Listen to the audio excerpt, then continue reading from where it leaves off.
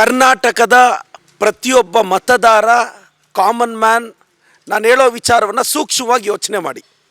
ಕಳೆದ MP ಚುನಾವಣೆಯಲ್ಲಿ ಅದೇನೋ ನ್ಯಾಷನಲಿಸಮ್, ಪೇಟ್ರಿಯಾಟಿಸಮ್ ಅಂತ BJPಗೆ ವೋಟ್ ಹಾಕಿದಂಥ ಪ್ರತಿಯೊಬ್ಬರು ಯೋಚನೆ ಮಾಡಬೇಕು.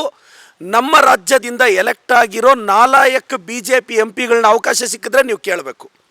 ರಿಪಬ್ಲಿಕ್ ಡೇ ನಡೆಯುತ್ತೆ January 26 ಪ್ರತಿ ವರ್ಷ.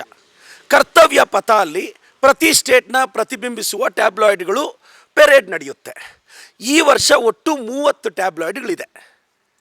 ಅದರಲ್ಲಿ 17 ಕರ್ತವ್ಯ ಪಥಲ್ಲಿ ಹೋಗ್ತಿದೆ. ಆದರೆ ಕರ್ನಾಟಕದ ಪ್ರತಿನಿಧಿಸುವ ಟ್ಯಾಬ್ಲಾಯ್ಡ್ ಕರ್ತವ್ಯ ಪಥಲ್ಲಿ ಹೋಗ್ತಿಲ್ಲ. ಗುಜರಾತ್ದು ಹೋಗುತ್ತೆ, ತಮಿಳ್ನಾಡ್ದು ಹೋಗುತ್ತೆ, ಯಾಕೆಂದರೆ ಎಲೆಕ್ಷನ್ ಇದೆ. ಕೇರಳದು ಹೋಗ್ತಿದೆ, ಎಲೆಕ್ಷನ್ ಇದೆ. ಪುದುಚೇರಿದು ಹೋಗ್ತಿದೆ, ಎಲೆಕ್ಷನ್ ಇದೆ. ಇದು ನಾನು ಹೇಳಿದ್ದಲ್ಲ, ಮಿನಿಸ್ಟ್ರಿ ಆಫ್ ಡಿಫೆನ್ಸ್ ವೆಬ್ಸೈಟಲ್ಲಿ ದಯವಿಟ್ಟು ತಾವೋಗಿ ನೋಡಬೇಕು. ಎಲ್ಲಿ BJPಗೆ ಮತ ಹಾಕಿದಂತಹ, ಕಾನ್ಷಿಯಸ್ಸಿಂದ ಮತ ಹಾಕಿದಂಥ ವೋಟರ್ಸ್ ಒಂದು ಸಲ ಯೋಚನೆ ಮಾಡಿ. ರಿಪಬ್ಲಿಕ್ ಡೇಗೆ ಕರ್ನಾಟಕಕ್ಕೆ ಇವ್ರು ಕೊಡೋ ಗೌರವನ? ಇವತ್ತು ಮಿಲೆಟ್ಸ್ ಟು ಮೈಕ್ರೋಚಿಪ್ ಅಂತ ಏನು ನಮ್ಮ ಸ್ಟೇಟನ್ನು ಪ್ರತಿಬಿಂಬಿಸ್ತಾ ಇದೆ, ಅದಕ್ಕೆ ಅವಮಾನ ಮಾಡಿದ್ದಾರೆ. BJPಯವರು ಕನ್ನಡಿಗರಿಗೆ ಅವಮಾನ ಮಾಡ್ತಿದ್ದಾರೆ.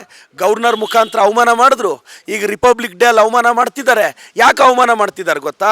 BJPಯವರಿಗೆ ಕರ್ನಾಟಕ ಕಂಡ್ರೆ ಆಗಲ್ಲ. BJPಯಿಂದ ಎಲೆಕ್ಟ್ ಆಗಿರೋ MPಗಳು ನಾಲಾಯಕಗಳು. ಯಾವನಾದರೂ MPಗೆ ಯೋಗ್ಯತೆ ಇದ್ದರೆ ಈ ವಿಚಾರವಾಗಿ ರಿಯಾಕ್ಟ್ ಮಾಡ್ರಪ್ಪ. ಏನಾದರೂ ಮಾತಾಡಿದ್ರೆ ನಾನು ಅದಕ್ಕೆ ರೀಪ್ಲೇ ಕೊಡಲ್ಲ. ಸೋಮಣ್ಣ ಸಾಹೇಬರು ರಾಜ್ಯಾಧ್ಯಕ್ಷರಾಗೋ ಬಿಸಿಯಲ್ಲಿದ್ದಾರೆ. ಯತ್ನಾಳವ್ರೆ ಏನೇನು ಓ ಅಂತ ಮಾತಾಡ್ತಿರಲ್ಲ, JCBಯಲ್ಲಿ ಕೂತ್ಕೊಂಡೇ ಮಾತಾಡಿ ಇದ್ರ ಬಗ್ಗೆ.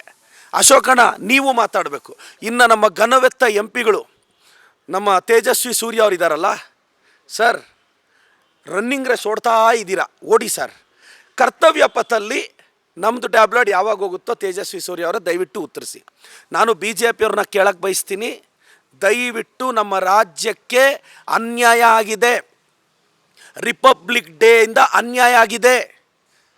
ಕರ್ನಾಟಕನೇ ಯಾಕೆ ನೀವು ಆಚೆ ಇಟ್ರಿ? ಅಷ್ಟೇ ನನ್ನ ಪ್ರಶ್ನೆ. ಇದಕ್ಕೆ ನಾನು ನಮ್ಮ ಗೌರವಾನ್ವಿತ 4 MPಗಳನ್ನ ಕೇಳೋಕ್ಕೆ ಬಯಸ್ತೇನೆ.